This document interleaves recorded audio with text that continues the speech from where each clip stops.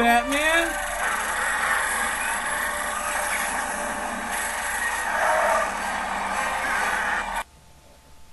I think he just ran away from this movie.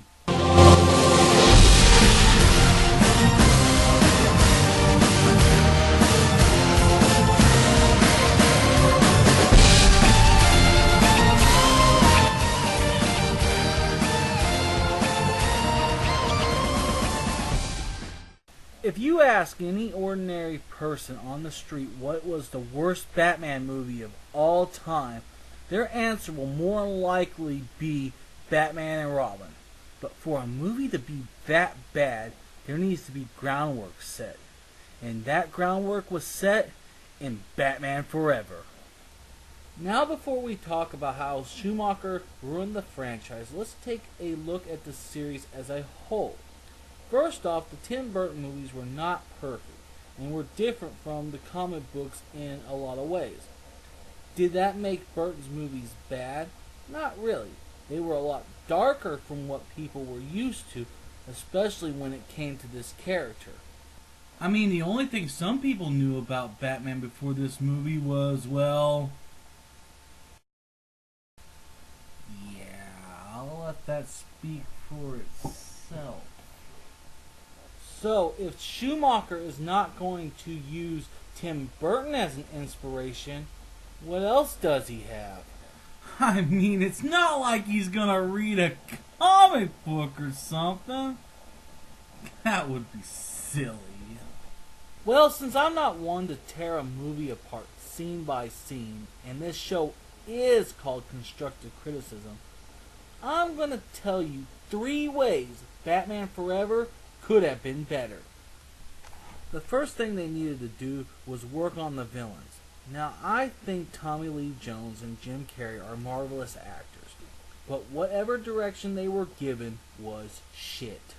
First off, Tommy Lee Jones must have thought he was playing the Joker, because none of his performance made me feel he was a man conflicted. In fact, he just sounds like a madman. I mean, watch this and tell me which villain he's supposed to be. When we open that safe, we'll have everything we ever wanted. Enough cash to rain down upon fair Gotham. A glorious flood of chaos. And of course, you, my boy, dead. Oh no! It's boiling acid! For your night pleasure, we are serving the very same acid that made us the men we are today. It's like the writers forgot who Two-Faced was. Oh, and let's watch his amazing backstory. Harvey Dent, once Gotham's district attorney, was horribly scarred by underworld kingpin Boss Maroni. Although Batman tried to save him, Dent's left brain damage transformed him into a violent criminal who claims that... Oh no, someone's throwing deadly acid at me. I better cover half my eye with this folder. Oh! Oh, and why is Batman getting blamed for this? Oh, because he's not the Flash. Totally makes sense. Now let's talk about the Riddler, or as I like to call him, Evil Jim Carrey. Now let's put this character in perspective. You have to realize in the late 90s, if you had Jim Carrey in your film, this is what the audience expected. A crazy and over-the-top character. To make him any other way would be crazy. And that's why you don't cast Jim Carrey in a Batman movie. Now that that's over with, let's talk about the second reason this movie sucked.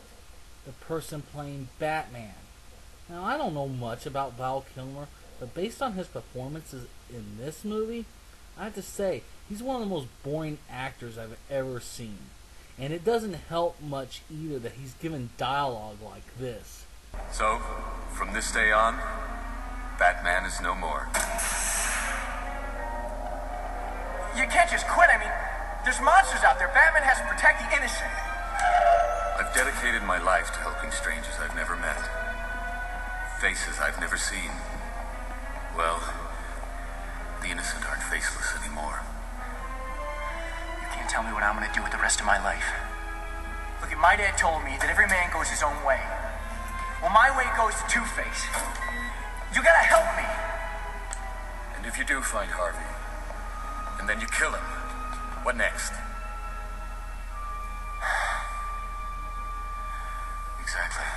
Oh wow, the entire city's gripped with fear, and Batman is going through an emotional midlife crisis. That's just great. And I'm sure the city of Gotham will thank him for taking some time off so he can work through his problems. That leads us to the third reason this movie sucked. The love interest. The whole reason Batman wants to quit is because of her. You know, that psychiatrist from the comic books. You know, the one that I'm pretty sure doesn't exist. Now, for granted, all the Batman movies seem to have Batman harping over a girl. And even Dark Knight had Batman wanting to quit for a woman. Yeah, but the Dark Knight also had this. How about a magic trick? I'm gonna make this pencil disappear.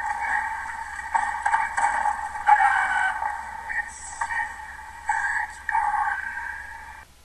What I'm trying to say is, this woman is no one special, especially when you compare her to the women that came before her, like Vicky Vale and Selena Kyle. AKA Catwoman. Meow. So to have him want to give everything up just for this woman is, well, stupid. Well, that's the three things that I think could have been improved with this movie. Now, I'm not saying this is a bad film. I thought the story surrounding Robin was, okay. And the story itself would have been fine if it had been based on more dynamic characters. But since there wasn't, all there was left to do after that was make this movie. At least I found that movie to be funny. This is the Icon Buster saying, Batman forever? You've been busted. Good night, everybody. And I'm back.